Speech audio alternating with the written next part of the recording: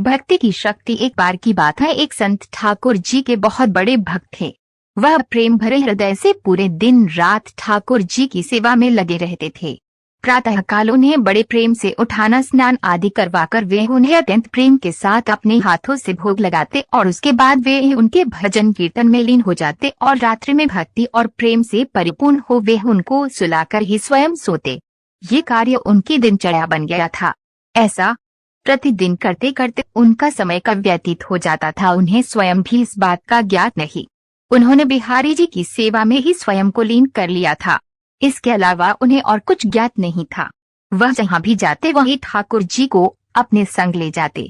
हर क्षण उन्हें सिर्फ ठाकुर जी का ही ध्यान रहता, वे सिर्फ उनकी ही बात किया करते और ठाकुर जी भी उन संत की सेवा भाव से अति प्रसन्न रहते थे।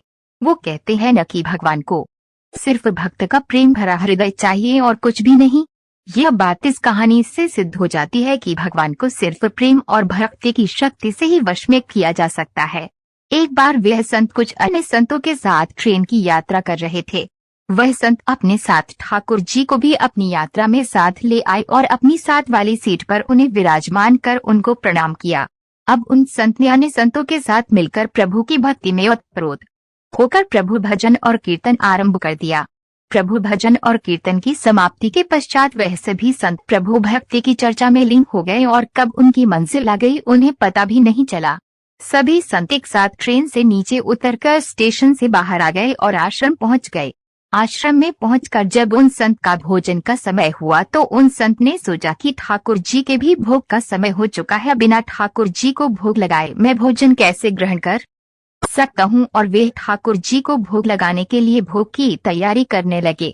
किंतु ये क्या, जब वे संत भोग लगाने के लिए ठाकुर जी को अपने बक्से में से निकालने लगे तो ठाकुर जी तो वहां पर विराजमान ही नहीं थे।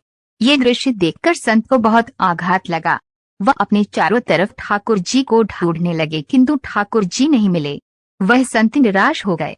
अब उन्होंने अपनी व्यथा अन्य संतों से कही तो सभी संत मिलकर पूरे आश्रम में ठाकुर जी को ढूंढने लगे किंतु ठाकुर जी कहीं नहीं मिले।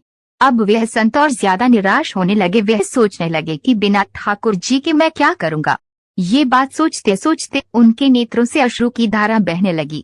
ये देख अन्य संत उन सज्जन संत को समझाने लगे कि कोई बात नहीं, यदि आपके ठाकुर जी नहीं मिल रहे हैं तो हम आपको दूसरे ठाकुर जी ला देंगे, किंतु आप अपना मन हल्का मत करिए। किंतु वो संत नहीं माने। वह लगातार रोए जा रहे थे और यही कह रहे थे कि मुझे तो अपने वही ठाकुर जी चाहिए जिनसे मैं रोज लाड़ लड़ाता था, उनके अलावा अन्य कोई नहीं चाहिए। उन्होंने अन्न और जल भी ग्रहण नहीं किया। ऐसा करते करते 4-5 घंटे बीत गए। इधर ठाकुर जी कहीं मिल नहीं रहे थे और उधर संत जी की तबीयत रो रो कर खराब होती जा रही थी। फिर अचानक एकाएक उन्हें याद आया कि आखिरी बार उन्होंने ठाकुर जी को ट्रेन में बिठाया था और प्रभु भक्ति की चर्चा में लीन हो वो कब बगैर ठाकुर जी को लिए ट्रेन से उतर आश्रम पहुंच गए, उन्हें पता ही नहीं चला।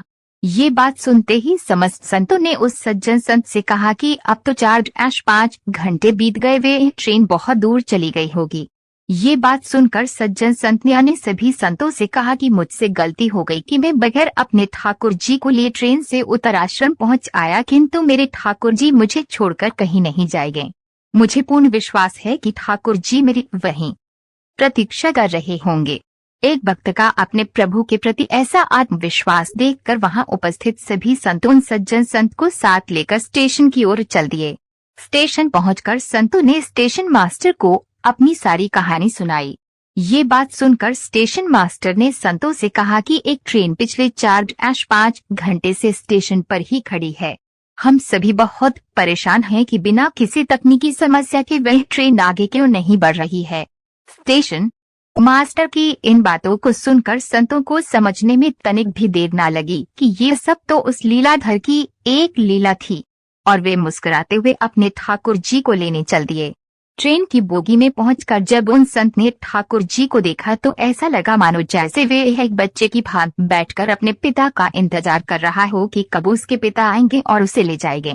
तब उन संत ने ठाकुर जी को प्रणाम कर और क्षमा याचना करते हुए ठाकुर जी को लेकर ट्रेन से नीचे उतर गए। अंत में ये दृश्य देखकर सभी अचंभित रह गए जब वे संत अपने ठाकुर जी को लेकर जैसे ही ट्रेन से नीचे उतरे वैसे ही वे ट्रेन भी चल दी, जो बिना किसी तकनीकी समस्या के स्टेशन पर पिछले 4-5 घंटे से खड़ी थी। वहां खड़े सभी सज्जन पुरुषों ने भक्ति की शक्ति का ये दृश्य देखकर सभी ने ठाकुर जी के चरणों में शत शत प्रणाम किया और आश्रम की ओर चल दिए।